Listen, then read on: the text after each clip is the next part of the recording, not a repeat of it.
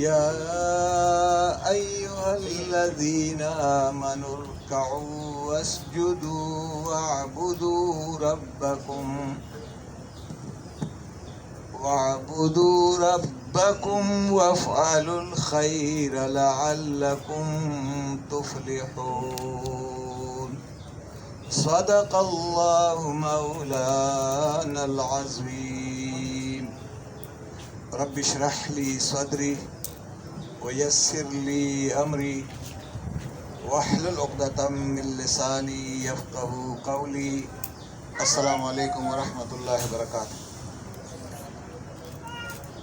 فہم قرآن اور فہم صلاۃ کی کلاس میں آج ہم زندگی میں پہلی مرتبہ بورڈ کے اوپر اس آیت کی روشنی میں ہم رکوع اور سجدہ کی تسبیحات کو اور دعاؤں کو سمجھنے سننے کی سعادت حاصل کر رہے ہیں۔ ہم نے بورڈ کا کبھی سہارا نہیں لیا قرآن سمجھنے کے لیے، اور اسی طرح نماز کا سبق سمجھنے کے لیے۔ یہ آج ہماری بڑی خوش قسمتی ہے کہ یہ اس بچے کی یاد میں یہ کلاس شروع ہو گئی ہے۔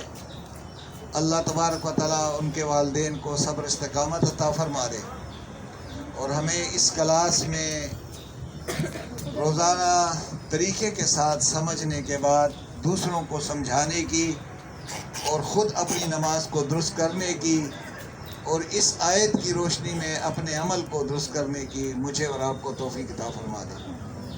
آپ نے توجہ دینی ہے، اپنے گھر سے اپنے خیالات کو، فکر توجہ کو ہٹا کر کے یہاں لگانی ہے۔ میں آپ کے لیے آتا ہوں پورا دن تھکا ہوا، لیکن آپ کے لیے اس لیے کہ آپ کو یہ پیغام کوئی اور نہیں دے رہا ہے۔ میں قرآن مجید کا یہ پیغام آپ کو بورڈ کے ذریعے پہنچانے کی کوشش کروں گا، اور اگر آپ کا خیال فکر سوچ کہیں اور جگہ ہو جائے تو یہ پروگرام ہمارا کسی کام کا نہیں رہے گا۔ اس لیے باتیں نہیں ہوگی، میری نظر کو دیکھو، میں پھر غصے میں آتا ہوں۔ اس لیے یاد رکھیں کہ یہ کلاس ہے آپ کی، آپ ادھر بورڈ کی طرف دیکھیں۔ آپ اگر باتیں کریں گے تو خواہ مخواہ کی باتیں ہوں گی، وقت ضائع کرو گے، میرا بھی وقت ضائع کرو گے، اپنا بھی وقت۔ اس لیے بہت اٹینٹو ہو کر کے اس پروگرام کو دیکھا کریں، صحیح ہے نا؟ اس لیے میں کسی کی پرواہ نہیں کرتا ہوں، نہ مردوں کی نہ عورتوں کی، کہ وہ اگر باتیں کریں تو کلاس میں بات نہیں ہونی چاہیے۔ اور یہ کس کی کلاس ہے؟ قرآن کی کلاس ہے۔ قرآن میں بیٹھ کر کے نہایت انہماک کے ساتھ، توجہ کے ساتھ ایک ایک لفظ کو دیکھنے کی کوشش کریں۔ یہاں سے پڑھنے کے بعد آپ کی ذمہ داری ہے کہ آپ اپنے گھر والوں کو یہ پیغام سنا دیں۔ جب آپ گھر والوں کو پیغام سنائیں گے تو یہاں آپ سوچ سمجھ کر کے یہاں سے پڑھنا ہے۔ دوسری بات یہ ہے کہ اپنے بچوں کو بھی بہت احتیاط کے ساتھ سامنے رکھیں، بیٹھائیں، لیکن یہ بچوں کو لانے کی ضرورت نہیں ہے۔ آپ یہاں پہ آپ اکیلے آئیں تاکہ آپ سمجھ کے یہاں سے چلے جائیں۔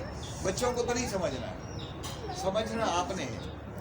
لیکن آج اس آیت کو آپ نے بالکل سمجھ کر کے کہ آپ ہمیشہ کے لیے بھولیں گے نہیں، آپ یاد کریں۔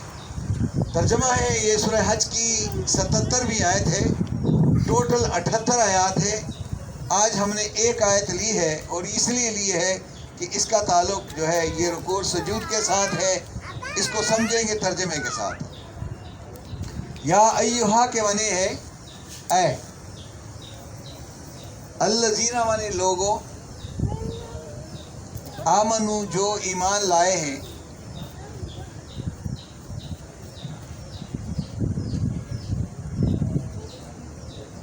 آگے لکھا ہے یہ واو الف جو آ رہا ہے نا، آخر میں واو الف آ رہا ہے، یا واو نون آ جائے یا نون آ جائے تو یہ جمع مذکر کے لیے ہوتا ہے، مؤنث کے لیے نہیں ہے۔ یہ جس طرح کہا ہے نا، یا ایھا الذین آمنو، اے لوگوں جو ایمان لائے۔ آگے کہا ہے ارکعوا، کیا کرے؟ رکوع کرو، جھک جاؤ، واسجدوا، اور سجدہ کرو۔ یہ واو الف کے معنی سب، واعبدوا، اور بندگی کرو، عبادت کرو، کس کی؟ اپنے رب کی، वफ़अलू, और काम करो, अल खैर, भलाई के, खैर के काम करो, लअल्ला, ताकि तुम सब क्या हो जाओ, तुफलिहून, फला पाओ, फला और या कामयाब हो जाओ।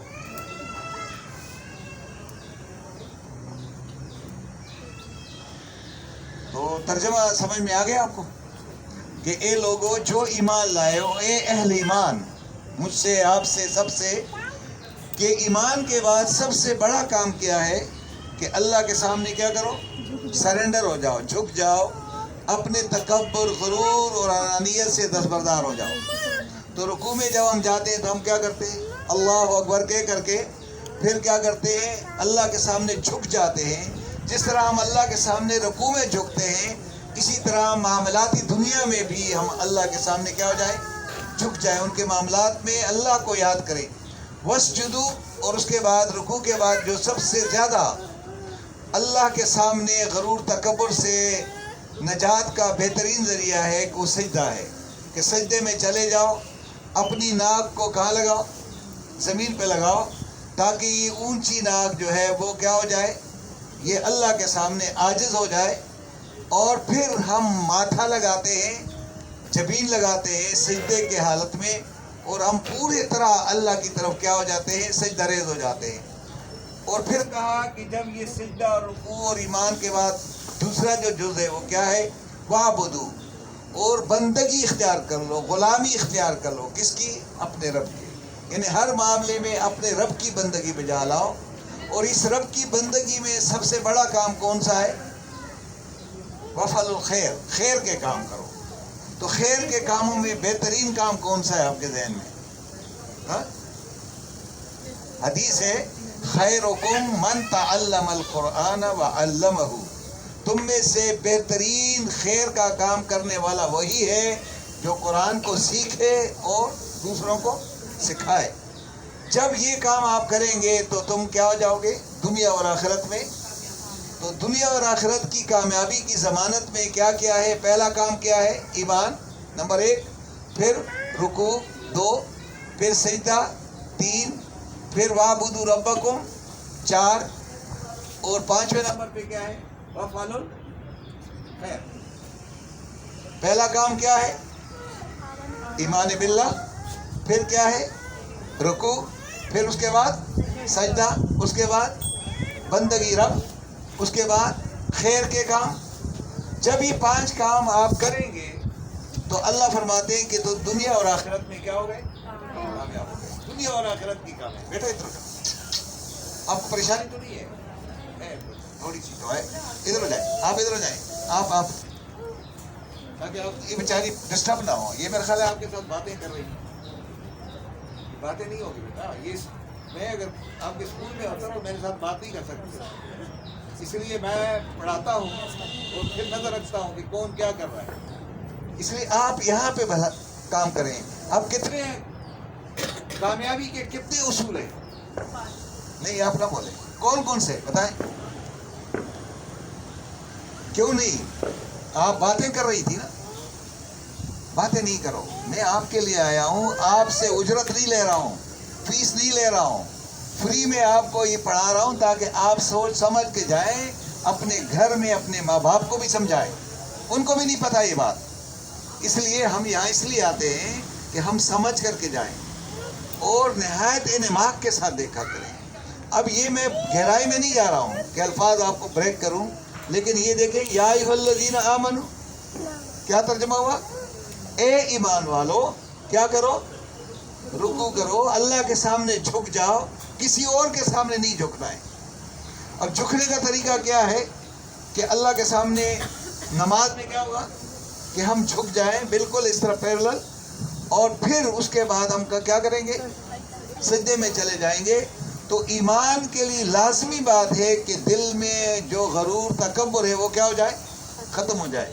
उसमें बंदगी रब, अपने रब की ग़ुलामी इख्तियार करो, जो रब कहता है वही करो। आगे ये है कि तमाम बंदगी रब में जो बेहतरीन काम है वह वफ़अलुल खैर है, خیر کے کام میں نے بتا دیا کہ کون سا خیر کا کام ہے کہ قرآن کو سیکھو اور دوسروں کو سکھاؤ، یہ خیر کا کام ہے۔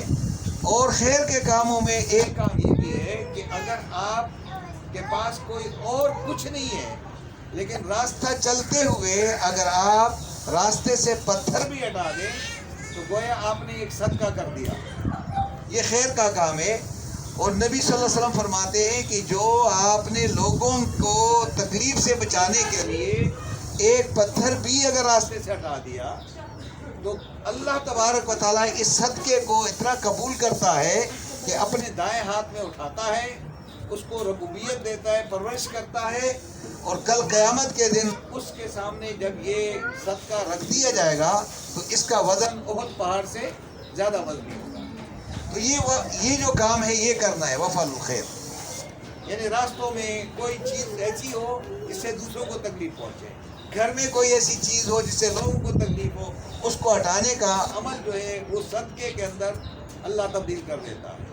تو کتنا بڑا کام ہے۔ نبی اکرم صلی اللہ علیہ وسلم کے پاس ایک وفد آیا تھا مدینے میں، اور ایک گلی سے گزر رہے تھے وہ لوگ، تو وفد کے جو لیڈر ہیں اس نے کہا جی آپ رک جائیں، میں ایک بات کرنے والا ہوں۔ انہوں نے کہا کیا بات ہے جی؟ کہا کہ اس راستے سے نبی اکرم صلی اللہ علیہ وسلم نہیں گزرے۔ انہوں نے کہا تمہیں کیسے پتہ چلا؟ انہوں نے کہا اگر یہاں سے وہ چلتے، اگر یہاں سے گزر جاتے تو یہ جو پتھر ہے یہ نہ ہوتا، اس لیے ہمیں لوگوں کو تکلیف سے بچانے کے لیے یہ خیر کے کام کرنے ہیں۔ جب یہ کام ہم کریں گے، یہ کام جو کرتا ہے نا وہ عاجزی اور انکساری کرتا ہے، وہ تکبر نہیں کر سکتا ہے۔ تو جب یہ کام کریں گے تو کیا ہو جائیں گے؟ تو دنیا اور آخرت میں، تو دنیا اور آخرت کی کامیابی کے لیے کتنے اصول ہیں؟ 5۔ پہلا ایمان، پھر رکوع، پھر سجدہ، پھر بندگی رب، پھر بھلائی کے کام، بس یہ کام۔ اب آپ دیکھیں گے کہ ہم جب رکوع کرتے ہیں، یہ جو رکوع ہے، یہ نماز میں ہم رکوع کرتے ہیں تو یہ کس طرح کرتے ہیں؟ ہم رکوع میں جانے سے پہلے کیا کرتے ہیں؟ اللہ اکبر۔ بعض لوگ رفع یدین کرتے ہیں، بعض لوگ نہیں کرتے ہیں، لیکن رکوع میں جانے کے بعد وہ یہ کلمات ادا کرتا ہے، سبحان ربی کتنی بار؟ اگر آپ تنہائی کی نماز میں ہیں تو پھر تو آپ اس کو کتنی مرتبہ؟ 3 مرتبہ کم از کم ہے، آپ 5 مرتبہ بھی کر سکتے ہیں اور 7 مرتبہ بھی، یہ آپ کے اوپر ڈیپینڈ کرتا ہے کہ آپ کتنی دیر تک اللہ کے سامنے جھک کر کے یہ کلمات ادا کر سکتے ہیں۔ تو یہ جو سبحانہ ہے اس کا ترجمہ ہے، میں نے پہلے بتایا تھا، بہت پاک ہے،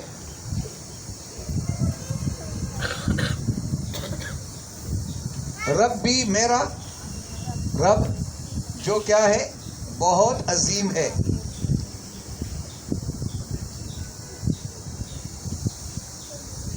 اللہ کس سے پاک ہے؟ شرک سے پاک ہے، نقص سے پاک ہے، عیب سے پاک ہے، ہر کمزوری سے پاک ہے۔ تو میرا رب جو ہے وہ اس کو ہم 3 مرتبہ کم از کم پڑھیں گے۔ جب یہ کلمات آدمی پڑھتا ہے تو اللہ تعالیٰ خوش ہو جاتا ہے کہ میرا بندہ میری تعریف کر رہا ہے۔ تو پھر آگے سے آواز آتی ہے